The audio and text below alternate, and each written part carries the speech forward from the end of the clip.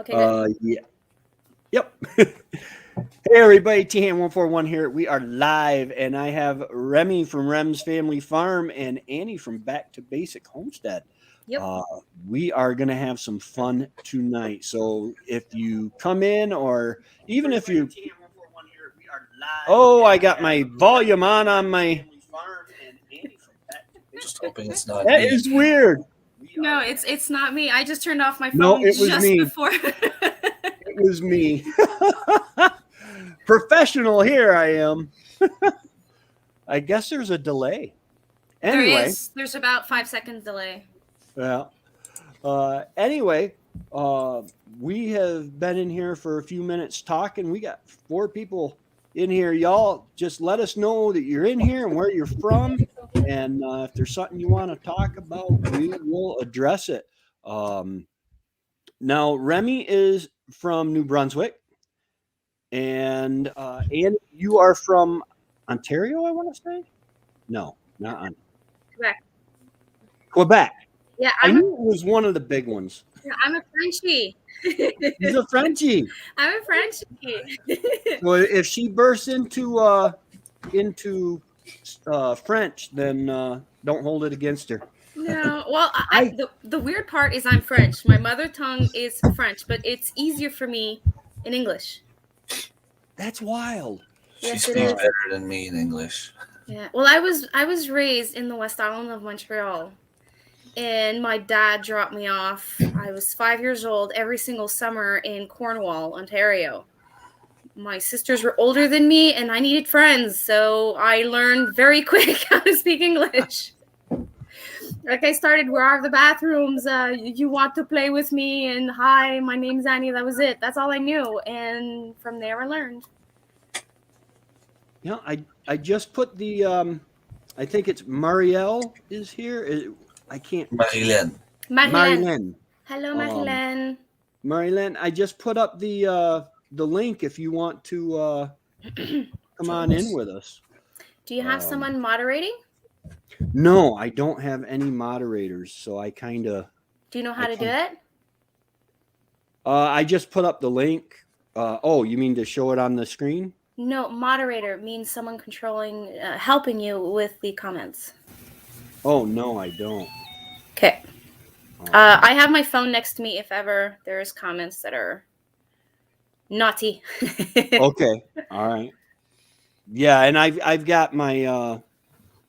I've got it up here on this other screen. I went ahead and bought another screen, and it helps me because I found myself in the rut. I would want to share my screen, and then I would end up going off the StreamYard screen, but I would forget to click the button so that the people were hearing me talk, but they weren't seeing what I was seeing. They were just still seeing me.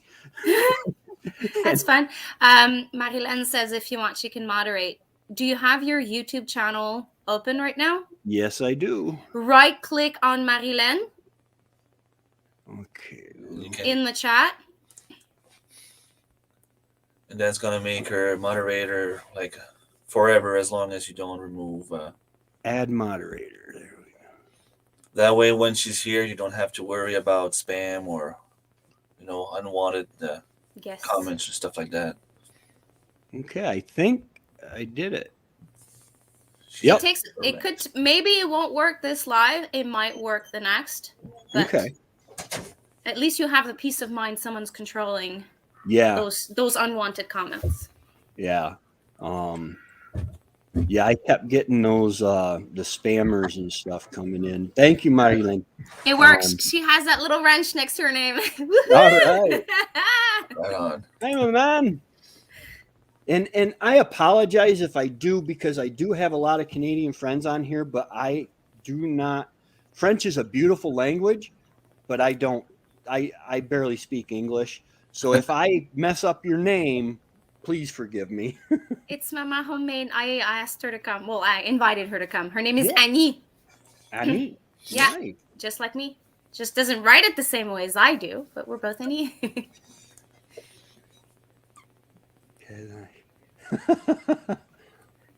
Open the lights. Yeah. some sugary things for you. You have a sweet tooth. What'd I you go have get? a sweet I do too. tooth. Oh, That way. oh, the Reese's. Yeah. Little eggs, and I have a bag of chips right there. Yeah. I had my fair share of sweets when I was young. My dad owned a candy company. Oh, nice. Mm-hmm. Nice. I don't know if you remember Jolly Ranchers. Yes. Do you know that? I Okay, love when Jolly Ranchers. my dad had a contact that wanted to get the Jolly Ranchers out, and he brought a bucket of Jolly Ranchers. Oh, wow. nice. The dentists loved me. I don't have any teeth in my mouth that doesn't have like some work on it. Yeah. I had gum. I had candy. You know those big gums, the mouth breakers or something like that. Yeah. Like they're super hard, and Jawbreaker. inside there's like this cinnamon, very spicy gum. Yeah. Fireball. I tasted that. The gums with like the fuzzy things inside that makes your nose kind of twitch and kind of gets out of your ears. I had all those things when I was young. I don't need candy anymore. Oh, yeah. I switched to diet green tea from Pepsi because I was drinking a lot of Pepsi, a lot of soda, and I've lost like 10 or 11 pounds now. And I was drinking the diet green tea, and my daughter's like, "That's got aspartame in it, which causes cancer or something. It's not good for you." So I And it switched can cause back migraines too. yeah, that might be why I was having headaches. But I switched to the sugar stuff. Back to the sugar stuff, but I'm not going back to the Pepsi. It's just I love it, but I just drink so much of it, and Yeah, it's I addictive. just It is. Pop is very addictive. That's one of the first things I cut. Like when I drink pop, it's ginger ale or root beer. That's like my big treats. But Coke, Pepsi, stuff like that, I can't. One of my big struggle. I'm a Pepsi guy. I drink a lot of Pepsi. Well, actually, I was able to cut a little bit now. I don't buy those big cans. I buy the smaller ones. So I take it step by step, I guess. The dog's going crazy. I'm in my new office. The dog, she hears me, but she doesn't know I'm here. So she goes at the door sometimes and she yaps at me and she's, I don't know. As long as he doesn't, is it a she or a he? It's a she, right? Yeah. And she doesn't hop your. That would be kind of weird. Yeah. The first thing I had to drop was pop 5 years ago when I stopped working. It's not because I wanted to drop pop, it's because I had to. Juice pop was the first things that we cut to make the budget smaller. Yeah. Because like five of us, the kids love juice, and it went fast on the bill. And those are the first things that we cut. But it was also for the better. It's easier in the summer because in the summer you have more stuff growing from the garden. And what I love to do for one thing is like I'll take the cucumbers, cut them in pieces, and put them like in my water bottle. Yeah. So that helps a lot. And I do the same with lemon, usually in the winter if I can, but I haven't bought lemon. I do chocolate mint in the summer. I do cinnamon basil. What else do I do?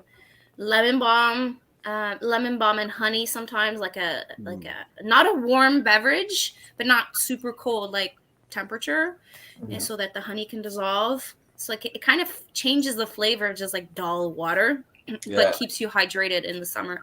In the winter, I think it's water, but I know it's not water. I drink a little bit too much coffee. Just a little. Yeah. When I stopped, I would stop drinking Pepsi for a week or two, and I would start getting bad headaches. What it was caffeine withdrawal, and it was just horrible. So when I replaced it with the green tea, there was caffeine in that, and then I cut down. I was able to go to more water. One thing I did to cut down on the soda bill a little bit was I would make a pitcher of Kool-Aid, and then I would split that with the cheap ginger ale, so it Okay. was like punch. And when the Yeah. grandkids were here, they really loved it. Don't tell my daughter I gave my grandkids soda, though. She would be upset. It's going to be our secret plus whoever is going to watch this live. She'll learn to watch the live. She'll find out so much. Yeah, all of our lives are on YouTube now. So if people want to know what's going on, they have to go and watch our stuff. Well, I still try to keep a little bit out of YouTube, you know. They don't need to know that my house sometimes is neglected. To what extent? They can know that it's neglected, but they don't need to know how or what it looks like. How bad it is, yeah. How bad it is, or other stuff. Yeah, for the longest time, people were asking for a cabin tour, and I didn't do it just because I didn't, I'd clean one section and give up for the day. And it seemed like none of it wasn't all done at the same time. So I finally got that clean. Who's behind you? Rem? It's you. That's me 20 years ago.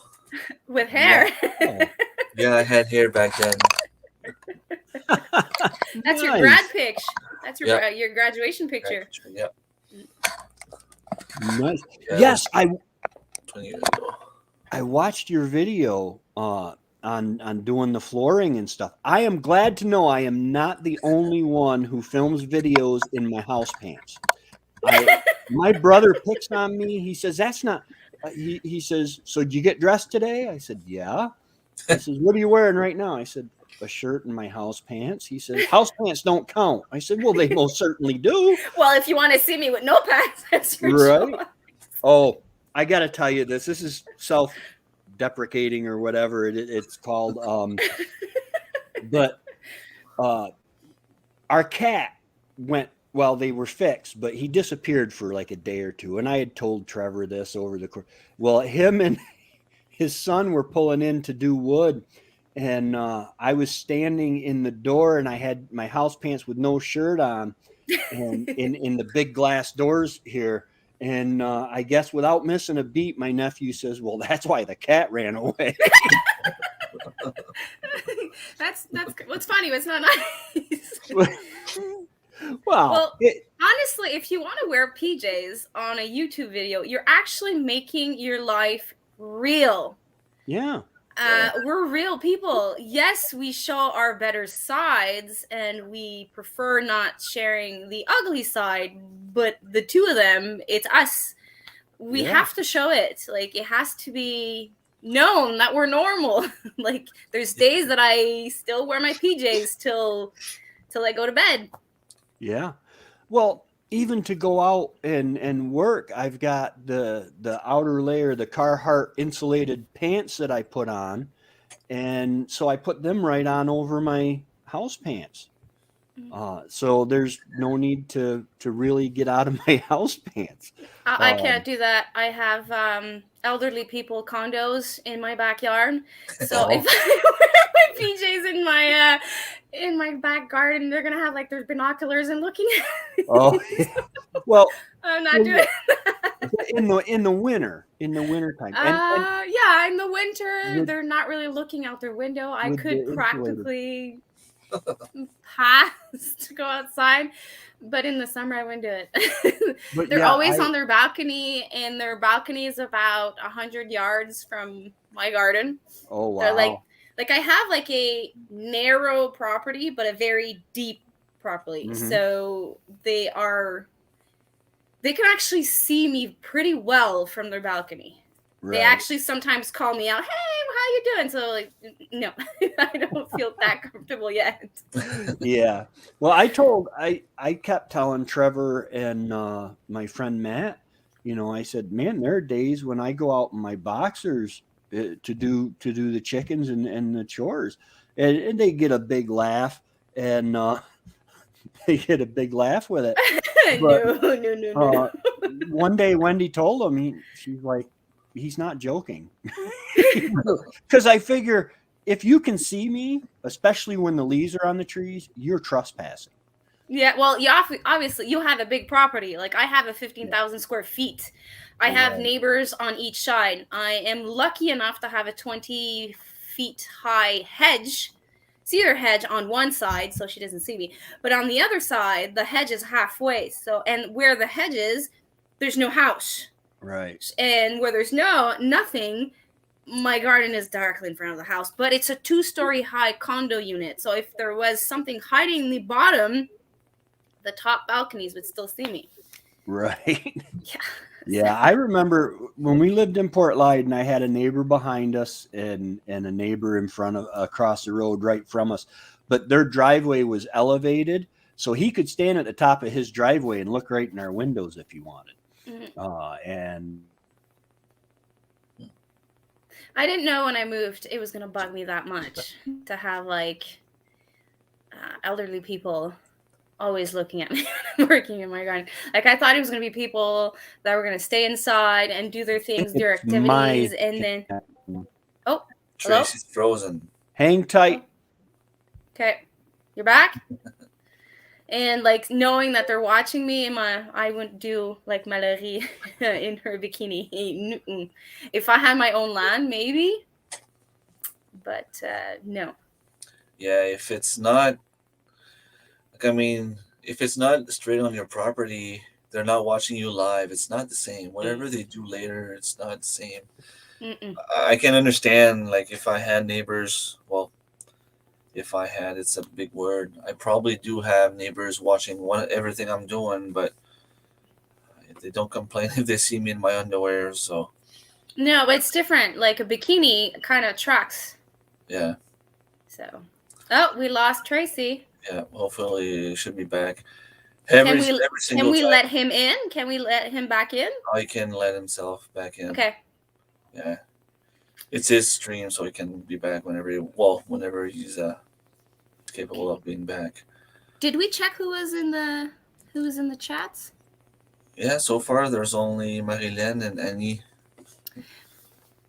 So Anny, would you do your the Mariline style bikini in your garden? Would you do it? Or Mariline, would you do it? The answer you're giving now could be a big change in your future. That could be interesting. Or a challenge. Yeah. Oh, I haven't one neighbor on each side. Luckily, they do mind their own business. So they do what they do, and I do what I do. I don't have a big job yet. What does that mean? Too cold for me. Yeah. What do you mean, Mariline, by I don't have a big job yet? Oh, Tracy's back. Are we back? Am I back? Yes. Yeah. You left us. Every single live. You have internet connection problems. Yeah. We are having that big storm that's all stretching all the way from Texas to up here now. We're supposed to get, they call it a storm. We're only supposed to get 12 inches overnight, but the wind is starting to pick up pretty good, I guess. I heard Texas is getting it strong. And I mean, the cell tower I storm in Texas. They're calling it a storm. Is it a snowstorm or a windstorm? Did he froze again? Snowstorm. Snowstorm. It started out with rain and ice. Oh, lovely. Yeah, we've had rain this morning and snow in the afternoon. Oh. Oh, he's gone again. Oh, no. Okay. Well, it's not that bad. It's not like there's like 1,000 people on the live right now. Oh, well, it's the three of us plus one of them, the moderator. I think Anny had to step out. Okay. It says 3 watching right now. Hello. You back? Hello. I don't know what is going on. It must have just got bad out. I'm using a cell phone connection. I've got one of those USB thumb drive things that Yeah. stick in and it connects you to the cell tower. Okay. Mhm. Uh-oh, now you guys are frozen. But if I go out, you guys just continue and enjoy. Well, that's what we're doing. That's what we're trying to do. Maybe I we should start apologize. the subject of the live you wanted to talk about, and if ever you leave, we can continue. Yeah. Or we can keep talking about bikinis, but I don't intend on wearing one in the summer, so. That would be. I did the onesie challenge, but Okay, Yeah, I I saw. can't really understand you guys. Oh no. so That it's sucks. Oh, all come on your side. on. Do you want to try to unhook your internet? Okay, he's gone. All right. Where did that onesie challenge came from? Like I actually started following you from that video. I think it was. We were on a live stream with Wolf's Dead Forge Homestead or something. I don't quite remember their name. Okay. And then they were talking, and Darren said at some point, like, we should do a challenge, and it'd be funny if we did something. I don't know. It started from there, and he made the onesie challenge, and then I figured, it's pretty easy. I mean, everything's in my garage, so I can just put the onesie, and I do it half the time anyway, so it's not a big deal. I'm just gonna film myself while doing it, and Did Darren do it? yeah, he did it. He was the first one to do it. I missed that video. That must have been fun. Yeah. Oh, that must have been a show. Like I remember it's the first video I saw of you. It was your intro video on your page. I'm like, oh my god. And it was a Canadian onesie. Yeah. Hockey. Montreal Canadian onesie. It was an epic video. That's the only onesie I have, actually. The reason for that is I went to the store and it was there, and right next to it there was the same onesie but for kids. And back then my son was only like 3-4 years old, and figured it'd be kind of cute if we had matching onesies. So bought them both, and I still wear mine, but he's out of it. Yeah. I don't think I would. Well, I don't have a onesie.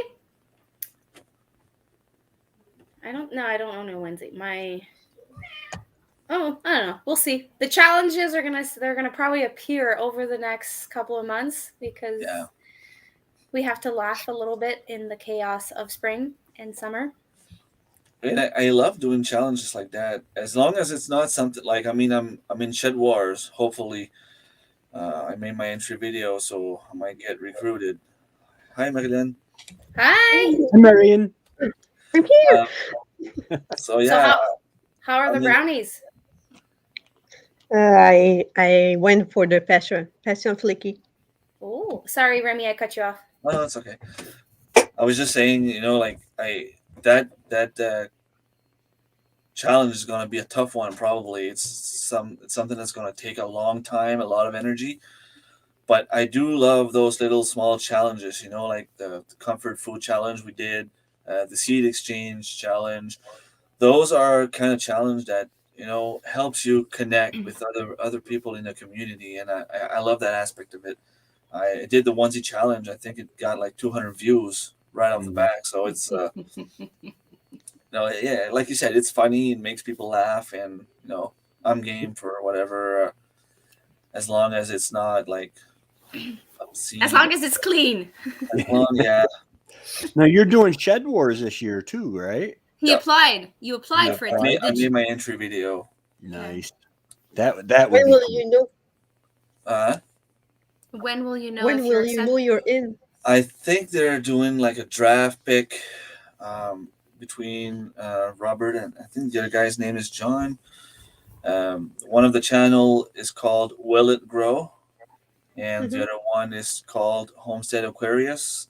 So if you follow those two channels, you should see at some point. I think they're doing a live stream, and I don't know how it's going to work. They're doing a draft and picking up.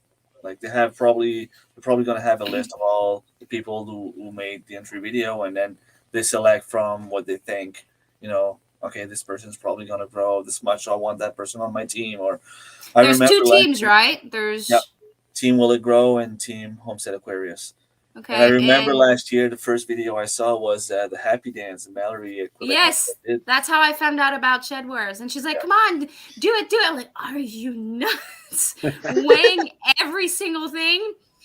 Like, I don't mind filming what I harvest, but having to take the time to weigh every single thing that comes out of the garden, including the nights that I go to pick out like a tomato or green beans Yeah. just for the night, Yeah. that You was might, too. I might lose a couple of pounds here and there. I mean, I know the kids are gonna go out and eat the blueberries right out of the bush.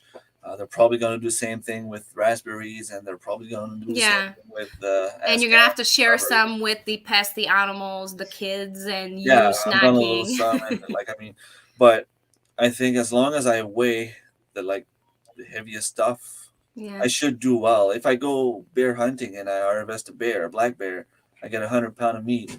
That's 100 pound right there. And Yeah. then I know I can go do fiddleheads again. There's so many on the Restigouche River that I can spend 2 or 3 days there as long as I have someone with a boat that wants to come. And I spoke to the same guy that was with me last year, and he wants to go again, and he wants to do a whole lot more fishing. So it's gonna be a big challenge. It's gonna be fun, but I mean, I'm up for it. So Are you trying to get a license for moose this I'm year? applying every year because if we don't apply, our name stays as though you had it the last time. Like because I've had it last time, I'm gonna count in like the 1 to 5 years. So after 5 years, my name is put more often in the Okay. bucket or whatever you want to call it. Yes, but you still have a chance of getting Yeah, I picked still this have a year. chance. I could be drawn. Like I mean, my cousin was drawn 4 times in a row, but he's uh, the only guy I know, and is the only like the second person to have that happen in New Brunswick as long as the drawing have existed. So, Hmm. but there's all kind of different ways. I mean, I'm gonna Where will start. you put that if you have a bear and a moose? I have 2 freezers, and I have 5 kids. Yeah, but So you have chickens. yeah, So where would you put all that? You'll probably dogs have here. to get oh, now it's the Yeah. You'll have to get more freezers. Yeah, well, if it comes to it, I mean, I had 2 mooses last year, and they all fit in the same freezer, so I Oh, was all right. nice. Are Yeah. you hunting? Any of you this year? Are you I am planning on going hunting? to. Yeah. Any? I'm not a hunter. You're not a hunter. Out. What do you plan on hunting, Tracy? Well, I'll probably start off with it's all big game is pretty much bear and white-tailed deer. The bear is just if you come across one for the most part because we're not allowed to bait or anything like that. But the white-tailed deer, I usually get a muzzleloader, archery stamp, a muzzleloader stamp, and then you have the doe permits. So I should be able to legally take like 5 deer. I usually used to only get like 2. But and then after the trapping seasons are over in December, then we start with the rabbit hunting. But I don't do that so much for food. We've got a older gentleman that loves we call it New Brunswick stew with the rabbit meat in it. Okay. And he just loves that. He'll take 3 or 4 rabbits every time we go out. Who has an animal that's acting up? Mine, my dog. I'm under the stairs. The dog is going up and down the stairs. The freezer space. I started with a conventional stand-up the 3/4 height freezer, and then I started with a the big ones like the box ones, The chest. the chest one, but the industrial size, like not the one that you would get for a house, the ones that you get for restaurants. Okay, I got that one. nice. Then I decided I was going to get a full pork. I bought another one. So I have 2 chests and 1 standing up. Next year, I would love to have the top, the big, like the one that's the same size as a fridge, Yeah, Mhm. standard freezer. and just have the big chest and like free some space, because the more freezer I have, the less space I have for my my grow room, Right. because seeds are important. Yeah. I've just got this little propane fridge with the little freezer on top of it. Okay. And then down in my brother's basement, I have a small chest freezer. But I don't know whether I want to go with a propane or just get a larger, keep increasing the size of my solar panels and battery bank, and get a regular chest freezer. They've got the DC chest freezers that don't take a lot of. Yeah, that's what I was gonna say. I saw Simple Living Alaska. They have a freezer. Okay, obviously it's outside, so during the winter it freezes so much in Alaska they don't need to plug it. Right. But during the summer it's plugged, and their solar system is not that big. Yeah, I've got an old freezer that went bad out back here, and I tried that. The problem is the winters down here are getting, it seems like they're getting warmer. And you get 2 or 3 days of 36, 37, 38 degrees, and they turn into refrigerators. The stuff starts thawing, then they refreeze, and it just didn't work out very well.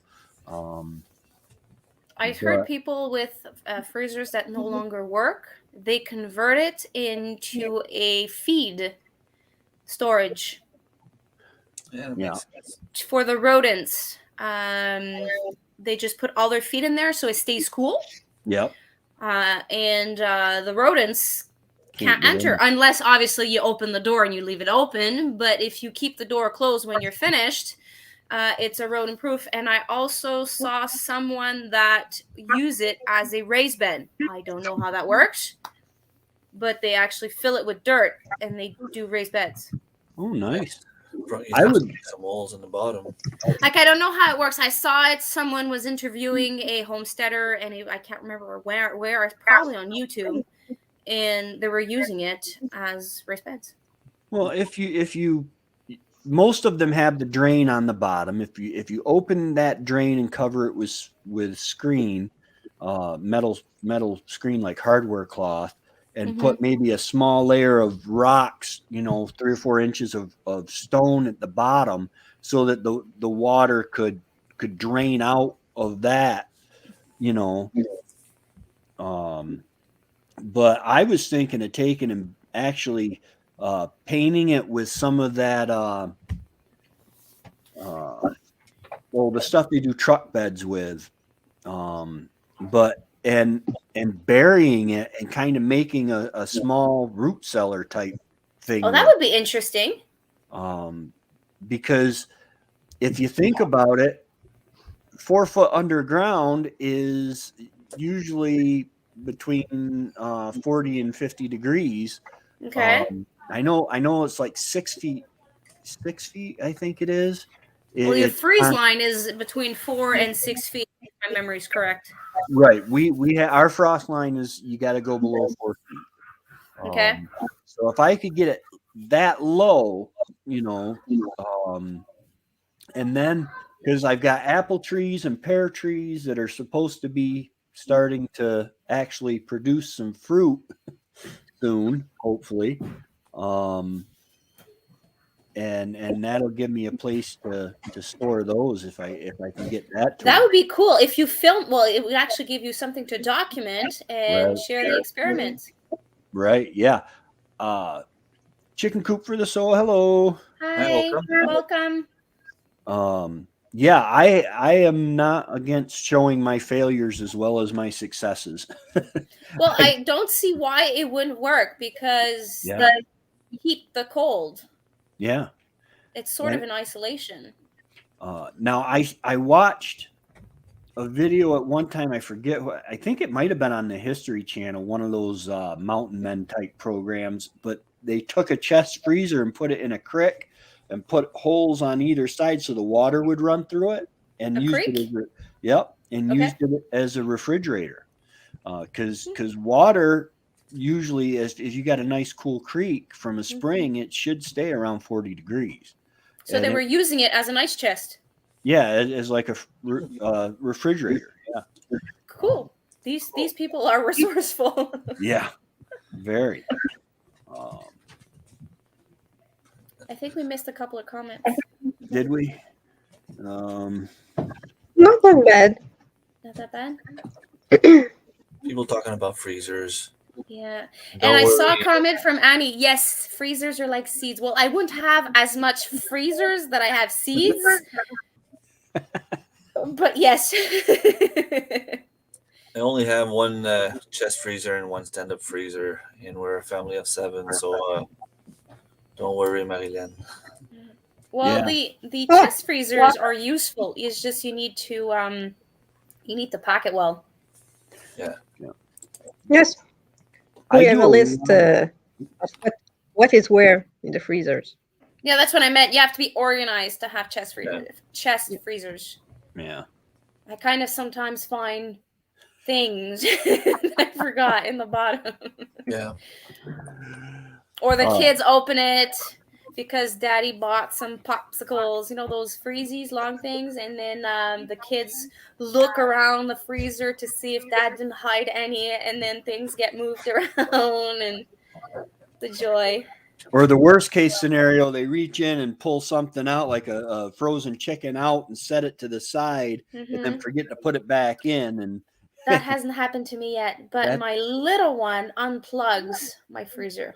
oh, wow. Yeah.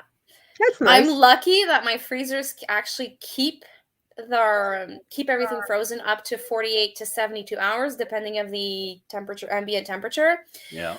I was changing a little bit my seed room and my freezer space, and I moved around the freezers, and I put one of them on the side, and they were on a different outlet. The next day, I told my husband, I need your help to move the big ice chest, and then when that's done, I'll move the smaller one, because the smaller one is really small, it's tiny. I can move it on my own, and it has wheels on it. I go to unplug it. There's nothing in the outlet. I'm like, where the hell? My son took the cord as a rope, made so many knots around, I can't remember what. I was like, and thank God, it was only 24 hours, because I would have lost everything that was in that ice chest. It was in that freezer. You can't kill them, but you're like, Yeah. Yeah. And when I tell him, you know what you did, it's not good. We could have lost all the pork. And he was like, He's 5, so he doesn't understand. You don't realize. That's they don't realize. Yeah. Or You won't have bacon for breakfast. no, I put that in the other freezer to make sure I don't lose it. The Yeah. precious bacon is in the freezer that cannot be unplugged by the kids. Yeah. Bacon is My important. precious. I only have the pork that came in. I think I had 19 pounds of bacon. Wow. It's not enough. No. We tried to have 2 meals on that pound of bacon, but it's super delicious, so we can't resist, so we eat it all. Oh man, I'll eat a pound of bacon in one sitting. Just me. I have to resist. I have to make it last. Next year we're looking into buying 1.5 pig, but that's a big investment. Yeah. Yeah. Mhm. We raise 2 pigs a piece. I have 2 pigs up here, and Trevor will have one up here. And I keep half and then sell 1.5. And that pays basically for my processing. And I think a couple years ago I figured it out, and I paid it was $1.79 a pound for what I kept, which wasn't really that bad. Well, if you don't count the hours that you work, and if you process it on your own, from beginning to end, Right. you're making money. Well, you're making your money back. Right. But if you would include the time every single day that you go out take care of your pigs, you kind of come to the same cost. But it's already a way of living, so I never really calculate my time. Right. It's hard because uh, it's not really cheaper, especially if you take your time into account, and if you have problems with because we do worm them at a certain point when they're young, but I know exactly what they've eaten as far as feed. Yeah, Um, that does you can't buy that at the store. Even yeah. if it's or an Well, organic grass fed, you can't control that. Um, that's a lot of meat, Mama. Yeah, but yeah. she has 6 kids. 6. I thought I was crazy with 5. Mhm. You are. Yeah. I would love to share a beef with 3 families, but no one wants to do the investment because the only meat we eat is turkey, chicken, and pork. Oh. So it kind of gets dull at one point. You don't eat fish? Fish here at the store, if I want to feed my family of 5 on Yes. a Yeah, fillet of what do you call it? My favorite fish, salmon or du saumon, Salmon. salmon. salmon. The one from Costco is $42. Wow. And if I cut it in half, my family's gonna look at me as like, "What are you gonna do with the other half?" Well, for $42, you divide in two, so one meal's 20, and then you do a lot of rice and vegetables. And they look at me, no, you're cooking everything. I'm like, $42 a meal. That's like half of my budget for my grocery bill that week. Yeah. So I Yeah. no longer buy fish. The only fish I buy is frozen. Yeah. Yeah. Sometimes you have to look for, like, if you can have good deals on fish, but of course, it's not organic. It's not like No. natural. Well, I try to do my best. Like I go at Costco in the frozen section. They have I know it's questionable, but I rather have a lesser evil than an Mhm. evil. So I try to see the ones that are fair trade, that are not raised, that are wild, Mhm. and with like smaller companies that has smaller boats, not those big ones. But like it's so expensive that we buy fish and then we would be months without eating it. Yeah. We're lucky around here. We have a couple of fish we can go after, but they're tough to get if you don't know the right spots. We Yeah. usually go at the beach. We can like catch some striped bass. Hmm. One striped bass will give us a meal, and we're allowed to have 3 in our possession per family member. So that's 21 for me. So if you eat fish once a week, we're still, like, Well, you have one every 2 week. yeah. Yeah. Yeah, So, but almost half the year. Yeah. Well, yeah, there are obviously weeks that you won't eat fish because life happens. yeah, But yeah. if you can get 21 fish, that's one dinner every week that you have figured out. Yeah. Yeah. But then again, last year we spent, because of all the restrictions, there's not much we can do. And whenever we would go at the beach.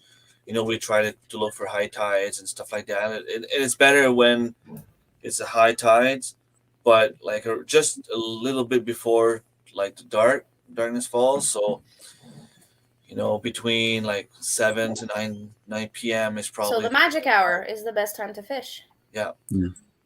yeah. And we went a couple of times last year, and we only caught like 2 or 3. So it's, like I said, it's a matter of finding the right spot. A friend of mine told me I could go fish on her property next year, and she says that people that come, they just put the line in the water, and it's one after another. So hopefully it's going to be the same thing, and I can go there and get all my limit every time I go, and you know, That would be fun.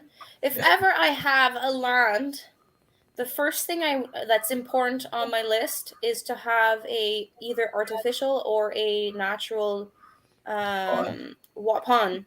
And I know a lot of people don't like when you farm fish, but that would be something I would look into, to have like on my land possibility of having food. Yeah.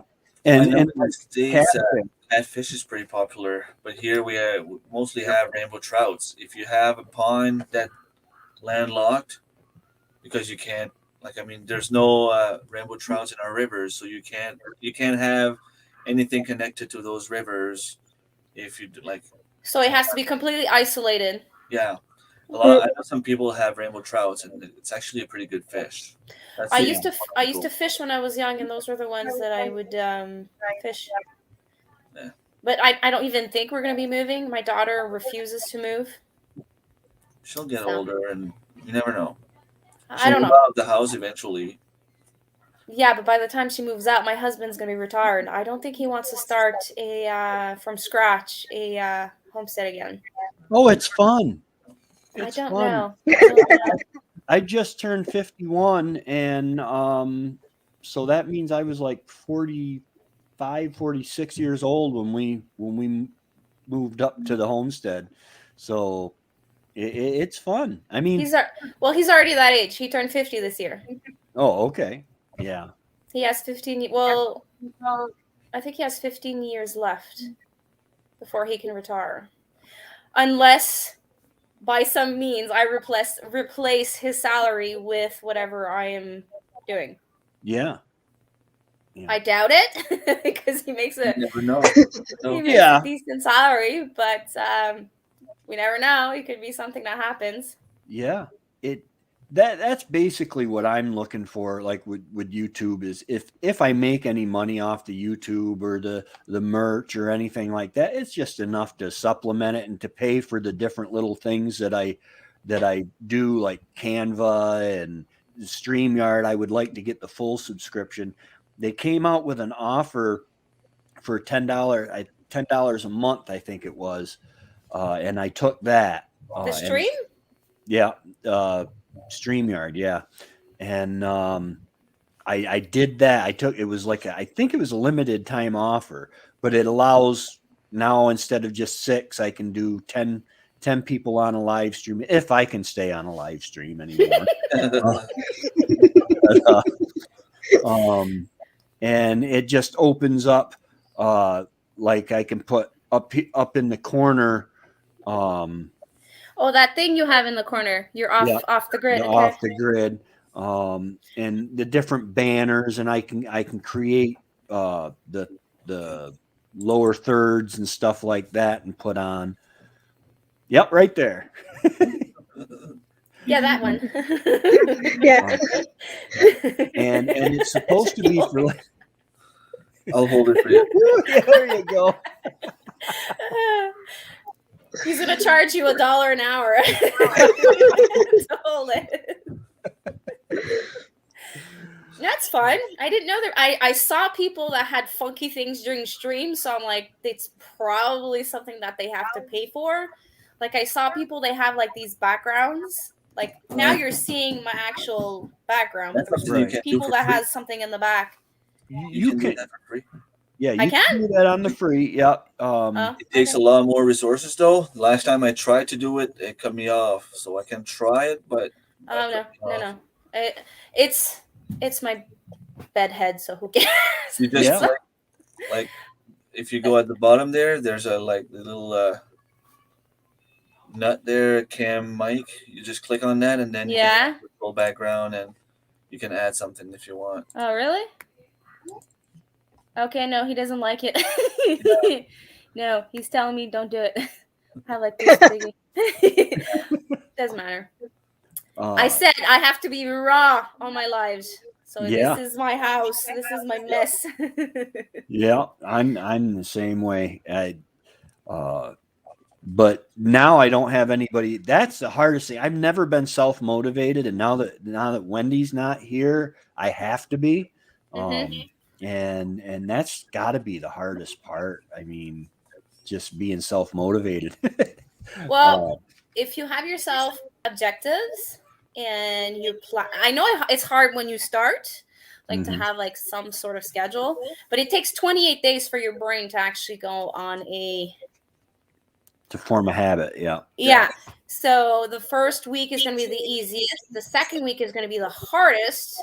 And just before the end it's there where you see like the last couple of days, it's probably going to be the peak of like, do I really want to do this? But you have to push through. Yeah. Once you reach that mark of 28 days, it just becomes a habit. Yeah. There's a couple of apps, like depending on what you want to do. I used one. I don't quite remember what it was called, but then they changed and I had to switch. And the second one I used was called Done, Done. And the app is very simple to use, and all it does is you can put objectives in there, and you can tell it like, okay, give me a warning or ring a bell every day at 6 p.m. to remind me that I have to do something. So, like Or for an example, agenda. yeah, like for me was I wanted to get in shape and I wanted to start doing push-ups. So I put objectives of doing like 10 push-ups at first. So every 6 o'clock every day, it would tell me, okay, it's time to do your push-ups.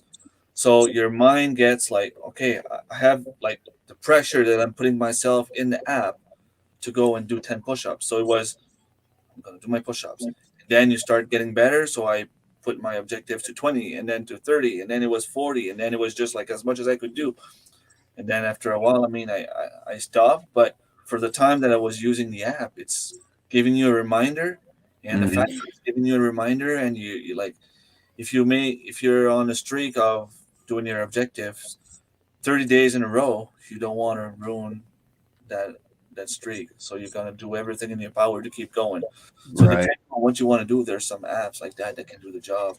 There's always the pairing. Like when I started YouTube, I had no idea what I was doing, and I was asked other people questions, and I was always demotivated because of the end results. But Mariline from Quebec Homestead paired me with Remi, I think early April, around there of last year. 21. And just by having like a partner, it kind of motivated us to excel in our goals. Like I would tell him, okay, I want to do that. He tells me I want to do that. And we would share our content or ideas, and without even knowing it, we were motivating ourselves. And we tried that. You were doing a little online course, Tracy, a while back. And I'm sorry, I kind of gave up on you on that one, but it was just. Oh, that one that we did. I was doing. I tried Oh to do it God! with you also. Oh God! I couldn't do it. I Just just couldn't do too it. hard to understand what he was trying to do, and he had some good points, but he talked way too much. Like, get to the point. I was like, come on, like I'm a busy woman. You need to make it like to the point. Yeah. And I just dropped out.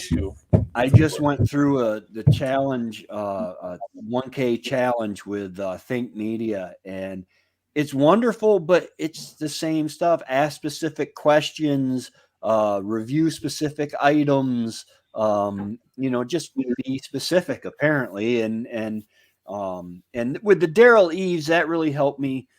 I started working on my thumbnails and actually planning out the videos a little more before I put them up.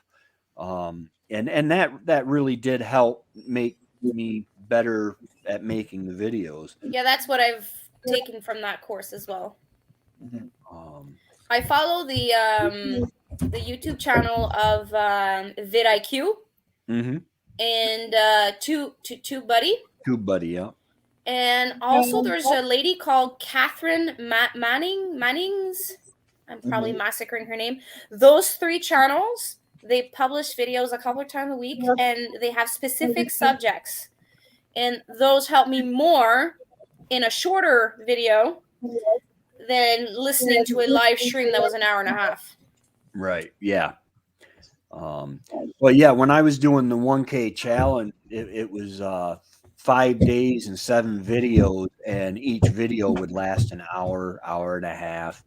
And I would put it on and do the dishes, listen to it while I did the dishes, which you're not supposed to do because no, you're not. You want to take that stuff in, but it was just to the point of, okay, I've got a lot of stuff I need to be doing, and you know, I'll take what I can from it and leave the rest. I find that being too educated will get you more confused Yeah. than doing a little bit, practicing it, seeing the results, and then moving on to the next thing Yeah. that you want to learn. Like, I was listening to everyone tell me, okay, you have to do B-rolls, you have to do this, you have to do that, you have to add music, you have to blah, blah, blah. And my head was like this big. And I kind of realized that my content was like exactly like my head everywhere. So I just decided to focus on one or maybe a couple of things that were easy. And then once that is done, I moved on to the next tip. But when I started, it was so hard. Mm-hmm. English homesteading world is like one of the biggest top subjects on YouTube. So you have to find your flavor to kind of get through all of those channels and all that noise. Yeah, and it takes YouTube a while to figure out who will watch your videos, the best people to put them in front of. And what works on your channel Right. probably won't work on mine. I'm being told that I'm frozen on YouTube, so I'm gonna get out, Tracy, and come right back in to see if it does any good. Yeah, No, I you're noticed there. you were being awful still. Well, I'm here. I'm moving. If you, in StreamYard, I can see myself moving, but on the actual YouTube stream, I'm not doing much. I'll get out and come back in. Okay. What about you, Mariline? You haven't talked a lot. Well, I'm listening to you. I'm not a talker. It's a quality to be a listener. Yeah. It helps Yeah. talk. It helps to talk a bit. Oh, Remi, yeah, you're moving. Yeah, I saw his eyes blink. Yes, yes. Okay, so now I can hold the. Yeah, there you go. Yeah, Yes. you have to hold it. Wait, does it work? Yeah. Okay. Yes. Beautiful. I'm framing it for you. Right on. Oh, the four of us, can we encourage Anny tomorrow? She's receiving her phone. Oh, so Yes. she has to start. So Anny, you need to do your intro video. Wink, wink. Yep, go ahead. You can do it. I am hands person. It's true. We learn more when your two hands are in it. Yeah. Yeah. And Yeah, I learn at every video I make something new. Yeah. Well, that's the thing. And by working on YouTube, I mean, I keep telling Annie lately that every video she makes in the last maybe 3-4 weeks, there's something different about the way that she presents herself and the way that she looks on screen. Mm-hmm. And I think now she's frozen. No. Okay, you're just not moving. No, I'm listening to you. You guys are playing with my mind. Okay, here, is it good? Yeah, we'll all just start dancing, everyone. Yeah, and like you get better at doing things. Of course, you get better at editing. You get better at filming. You get better at creating content. You get better at presenting yourself. You're probably gonna find some settings on your camera, phone, whatever you're doing, whatever you're using, and have even better content filmed. And then I'm still using my phone. I haven't changed that. No, but I did after like the first 100 videos I posted before I realized that okay, I can put some better settings. And now I'm filming in high definition, but I could go 4K, but the program I'm using doesn't allow 4K, so I'm gonna have. I find when I film in 4K, my Shotcut, the editing software I use, if I play too much, let's just say that I try to slow down a segment of my video, my Shotcut crashes. Like the video files are, I think, way too much for Shotcut, so I need to do the quality under that. Okay. Well, obviously, I know I have to invest in a computer. We have my husband bought me a laptop, but I know at one point that laptop will have to become a tower because I won't be able to do everything I want to do, and I have to switch from Shotcut to something else. Yeah. I do mine on a laptop, but I have a 2 terabyte hard drive that I move all my videos. I download them straight to that, pull them off it to work in my editing software, and then every so often I have to go in and take them all off the hard drive of the laptop and put them on that. I have nothing on my computer. All my files, all my YouTube video files are on an external hard drive. Yeah. Because if I put it on my computer and I have a lovely kid that drops whatever, I lose everything. And the process of fixing or sending my computer to be fixed and recuperate whatever's on the computer, it would be a nightmare. So we have an external hard drive that is made kid-proof. Yeah. Okay. Kid-proof. I don't want to say 100% kid-proof, but it's kid-proof. Right. I try my best.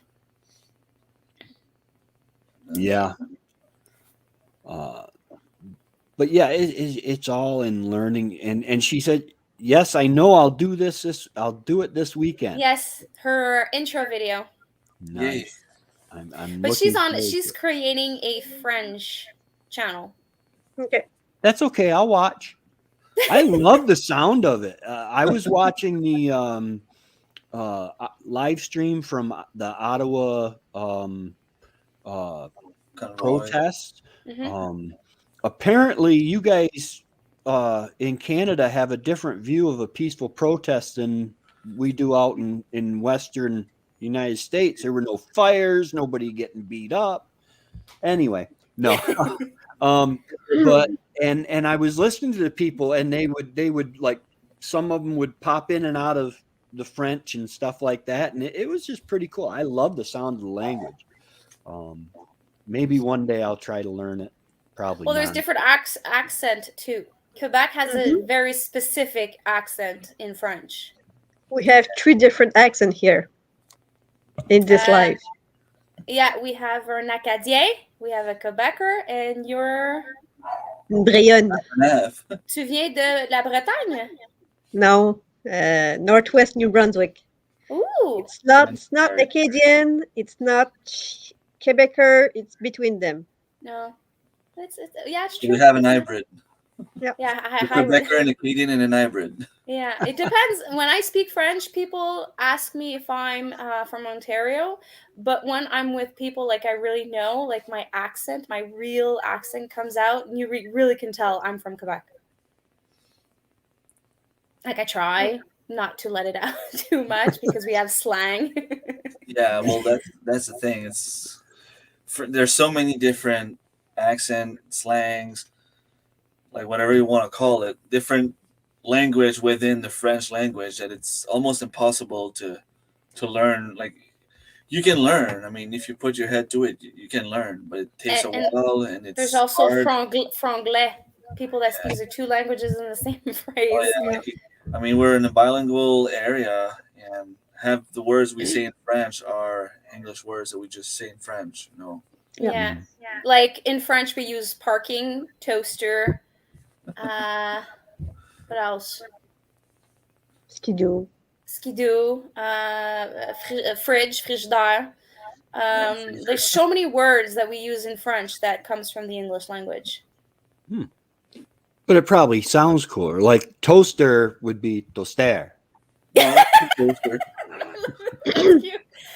Non, tu dis, je vais mettre mes tranches de pain dans le toaster. That's Quebec. Right. Oh, okay.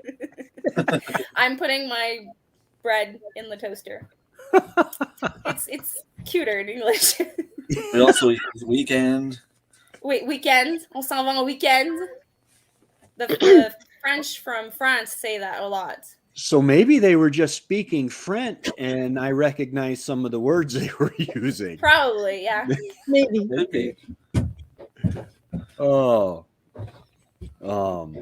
I heard some words Quebecers say that in English, and they're French. They say it in French like "oui père." That's wiper. Oh God, The- I thought you said we pie, like O-U-E space pie, like yes, Dad. But you were saying wipers. We pie. yeah, kind Oh of. God, that's like deforming a word. Because I thought you were saying, because I'm French, so if someone says to me "oui pie," I think you're saying yes, Dad. Yeah. Well, My so brain is kind of would be fried if I would learn to hear that. And the thing about the French language is, especially in the writing, there's so many exceptions. Like every Mhm. word you write, there's no like rules really. It's just all just a bunch of, exceptions. Well, the English language has their fun stuff, yeah, Yeah, but but I the think in French English is these complicated. times you it's put an kind of S, you don't put an S. If certain words come before, you put an S. If not, you don't put the S. You Yeah. put an X sometimes. If it's plural, you put in the ES sometimes. Like it's just I was French talking to people. Angie the other day, and in English there's a H in every word, almost every word, and A lot we of don't know them. where to put it, and it changed the word. So what? Yeah. Yeah. The H Why? sometimes can be tricky in English. Yeah. Yeah, I was saying that, Annie, we sometimes in Quebec speak franglais. Right. One word in English, one word in French, and then we try to have a Yeah. conversation. I think it's good though. I mean, speaking different languages, and like I said, French is more of a romantic uh, sounding language. Um, but yeah, it's got to make for interesting things when you get people from, because Canada is so huge, and Mhm. then you get people from the backwoods of the northeast, like the Yukon and stuff, and then you get people from the south or the northwest and then the southeast, and they get together and stuff. It's got to be weird. Well, the accent is different. The generations are different. The history is different, and even if it were from the same country, we're so far apart. It would be interesting. Yeah. Well, it'd be like with us and the Cajuns. There are Cajuns in Louisiana and down south that I can understand perfectly, and some of them I can barely make out what they're saying. They're just speaking. They're speaking English, but it's a different English, and it's got a big. I think that's French. A big French twist to it, also. I The believe Cajun, Mm-hmm. Cajun, the Cajun. Yeah. isn't that Jamaicans? No, so No. they were Acadian, and yes, it's the deported. Oh, okay. So they have that accent Mm. of Mhm. that must be interesting. Well, yeah. Well, same Plus, thing with down south, United States people. Like when I used to work, I had my IT department sends a guy from Texas, like a real Texas. Like I couldn't. Yeah. He was speaking English to me. I knew he was speaking English to me. Like I understood maybe one word out of 10, and I'm like, I'm super sorry. I don't want to seem stupid, but I can't understand you. Like he was supposed to program my entire network at my job, and I was supposed to help him because there was a French barrier for him. So I had to go in every single computer in French, try to figure out what he was saying to me. So I had to figure out what he wanted, then translate it, and then go in the computer. That was a hectic day. Oh oh God, man. poor thing. You know when they have those potatoes in their mouths with that accent, Texas strong accent. Yeah. Oh God, that beer that night was amazing. I had a headache and a good beer. I Those think accents are strong. the Yeah. English language in general, though, is not as different as the French language. I mean, I went to Boston, I went to Pittsburgh, and I don't speak their language like every day, but I didn't see a difference between their speaks and the way we speak here. There's not that much of a difference in the accent from what Yeah. I In English? yeah, not as much as we would have in French. Because I mean, I can talk to French people from down Moncton area, and I won't understand them, and it's supposed to be the same language. But I went, like I said, Pittsburgh, Boston. I passed through the airport of New York, and I could understand everyone perfectly. So, The yeah, only people I French. have a hard time is the hardcore accent from down south. Those are Yeah. the only one I have so much mistakes. I mean, such of a headache to understand them. Up north, United States, it's not that bad. Like I can follow Good them night, pretty easy. Annie. Night, Annie. Good night. Bye. I also have to leave in about 5-10 minutes. All right. Magic hour is about to happen soon. Yeah, and Yeah. we were the school requires us to stay home when we have one symptom. So my kids were coughing, so I had to pass the test.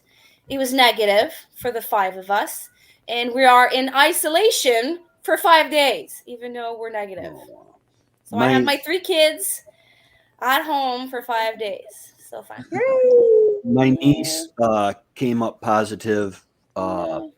She's at college. She's at the Word Life Bible Institute, and as soon as the symptoms went away, they let her go back to class. Yeah. Well, now it's 5 days. Even you're positive, you go 5 days. Well, here in Quebec, I can't talk for anywhere else. In Let's see. Quebec, at the 5th day, you pass another test. If you're negative, you're allowed to go back to school, even though you still have symptoms. The only thing they want is for you to be negative to go back to school. But there are so many false positives and negatives. It doesn't. I think people are basically getting over the whole restrictions and stuff. I mean, I take it seriously. I just my one of my friend's fathers just passed away because of COVID related pneumonia. So I take it serious, but he was 78, or I think 78, but he took off time. He was a logger and he went from work to the hospital. So, um, so I just want to let you know, when we talk about these sensible subjects on lives, you can get flagged. Yeah. So we have to be careful. Yeah, just be careful what we say. Yeah. We don't want to be a No. I have no community strikes right now, and I'd like to keep it that way. That would be yeah. Let's You change have your community tab? No. But when I click on the monetization bar, Oh, okay, yeah, that one. Okay, it tells me how far I have to go, and then if I have any copyright strikes or anything. I think you get the community tab at 500, is it? Yeah. Yeah. I'm super It's getting close. closer. She's getting closer every day. Yeah, I am 412. Oh wow. Nice.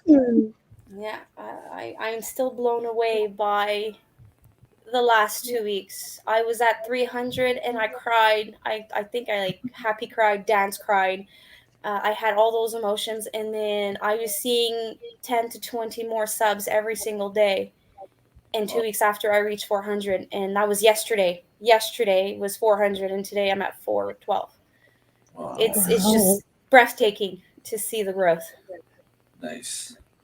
Yeah, I hit 300 like a week ago, and I'm at like 321 or something like that. It's starting to go faster. It goes faster once you hit 300, I find. Yeah. Well, I think the more you get, the more they attract others. So, and the more lives you do. It's like a snowball, you know. I find that the more I did lives and the more I did collaborations, the more exposure I was getting. And by being a guest on someone else's live exposes you to even more. Yeah. So, and that's what I was. There was someone talking about that the other day. I think it was on a live stream, and that's what he was saying. It's not about subscribe to my channel, I'll follow you also. It's more of you're out there, and it's like marketing. People see you, people hear you talking. You go in other lives, even if it's just in the chat. Like you know, a little homestead by the beach. At first, nobody knew who that was, and you started coming to our lives, and now, like, whenever I go on a live stream, you're there. So chances are you're stuck in my mind, like you're getting stuck in my mind. So I'm gonna I'm tend to I'm go and follow stalking you. you, Remi. Huh? I'm stalking you. No, but I mean, I I'm didn't mean curious. it that way. It's just like, it's like marketing. If you see an advertisement on TV every single day, subconsciously you tend to go and want to buy that thing. Yeah. But it's the same thing. If people see They us get every to single day, recognize the name, and they yeah, associate the name to the person, and yeah, the and then steps okay, are that done. that person, is charming. That person has knowledge, or that person does things that way, and then they'll start following you, and it's an In the ongoing. beginning, it was really tempting to do the sub for sub stuff, but then that ends up hurting you because you're getting the subs, but you're not getting the And the views or the views, view yeah. time. And Or they would click and then leave after 20 seconds, and that would kill you more. right. And then YouTube started doing some purges where if someone hadn't actually watched any of your videos in a certain amount of time, they would remove them from your sub list. Yeah, I got when I started in the small YouTube homestead, Group, my 41st subs was that. And for a reason, at one point, I was purged. Yeah. I was like, I came one day and I was purged of 100 hours, close to 100 hours. I think it was like 60 or 75 hours I was removed. Thank you, Jeanson. Hey, Oh my Jason, God, you're thank so you. nice. Thank you. right, Uh-oh, I got a message. Oh, for you to go. time. He's going, go, go, go. So the kids must be a pain in the ass right now. All right. Oh, well, thank you so much for being here tonight. Thank you I for having love me. You this. should name this live a little bit of life, a little bit of YouTube world, and everything else. Yeah. Yeah. Well, that Yeah, Who is Jen's son? Is it a viewer of yours? yeah, he subscribed. He was in one of my lives, and I don't know if he's from Remi or but I remember when he subbed, it was on a live. Well, hi. Thank you. Been a few lifetime here, then he's here too. Yeah. He or her, I don't know. yeah. Okay, well, thanks for having me. I have to go. Take care. All right. Bye, Annie. Take care. Have a Bye. good Bye, one. everyone. But yeah, it's just amazing with the way it's starting to grow, and I can't wait till spring till I have something other than plowing, which I Yeah. haven't done a whole lot of plowing, but I haven't gone outside a whole lot recently either. It's tough to get the algorithms going when, like, all I can do really is one video a week, and I have to, like, it's a struggle to make that one video because there isn't much to do indoors. Like, I mean, I can show you that I feed my rabbits and chickens, but it gets redundant after a while. Yeah. I did that last year, so you Yeah. want to get some new content out. It's tough to do. And trying to find different angles to approach it. I mean, you can hit chickens from so many angles, and I was thinking about cat videos. I got a cat here rubbing on my leg and meowing, but they don't really do anything interesting when I have the cameras out. All night long, they're running back and forth through the house. There you go. Just sleeping. Yeah. But then once I wake up, they pretty much go to sleep. I'm going to set up a camera that activates at like 3 o'clock in the morning, because right around 4 o'clock is when this one here wakes up. and starts meowing. But yeah, this summer I've got some plan. I've got to build a barn of some sort. I've got to have a place to put my chickens. That's better than the chicken coop that we've got. Come here. If you're gonna bug me, you're gonna say hello. And Hi. and then Yeah, you have to say meow. Meow. and I want to build a smokehouse eventually, so that I can preserve, more for preserving than. And I do want to uh, get to the point where I can uh, process my own pig and stuff like that. Because then, if I raise two pigs and sell one, but I butcher my own, then that will that'll save me that money. That'll be all profit. Yeah, because I mean, a butcher is at least $1 a pound, Yeah, so it's an extra 150 to $200 in your pocket. yeah.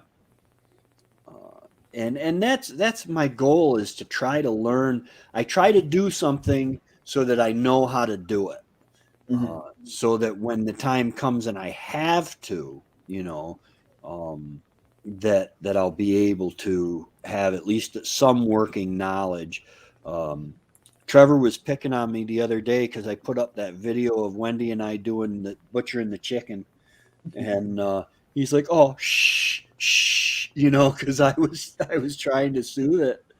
Um, but I try to give my chickens a good life, and if I can give them a good death, that's even better. You Yeah, know, because I mean, that's one of the things that I'm sure pretty much all homesteaders have in common.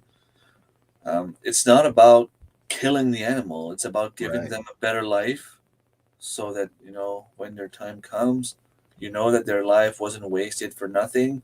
They're going on your plate, and most of the homesteaders try not to waste anything. I mean, of course, there's waste. I mean, I don't eat the guts, Right. but even if I don't eat the liver, even if I don't eat the hearts, I preserve it and I put it aside because I know I have one cousin that likes the heart, and I can do dog treats with the livers. So Mhm. there's always different options. If you have pigs, you can just cook everything and give everything to the pigs. They'll eat anything Yeah. really, so Yeah. it doesn't go to waste.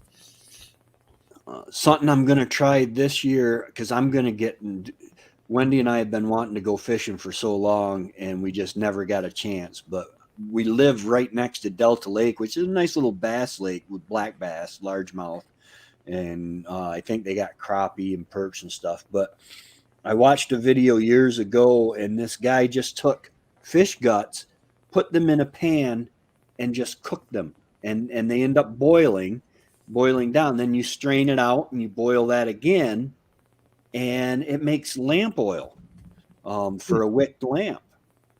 And so I've been wanting to try that, because that's something I've always said my backup if something happens to my lighting or my solar power is the kerosene or oil lamps.